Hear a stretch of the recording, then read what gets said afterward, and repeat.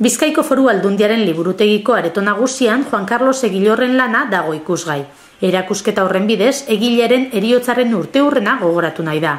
Juan Carlos Egilor eta Bilbo, la mirada bilbaina de Juan Carlos Egilor erakusketak, omendu egin nahi du Bilboren alde hainbeste lan egin zuen Donostiako artista.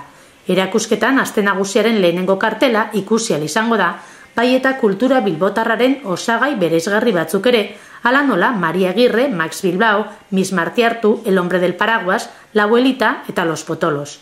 Guztira jatorrizko ia 200 lan egongo dira ikusgai eta horiekin batera artistaren inguruneko erreprodukzio bat, Madrilgo bere etxetik beren beregi zenbait obiektu ekarri dira, Bilbao la muerte bideolana, hainbat liburu eta aldizkaritako azaletarako egindako lanak, kartelak eta abar.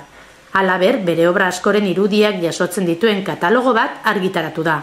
Erakusketa ekainaren 15 arte egongo da ikusgai Bizkaiko Foru Liburutegiko areto nagusian.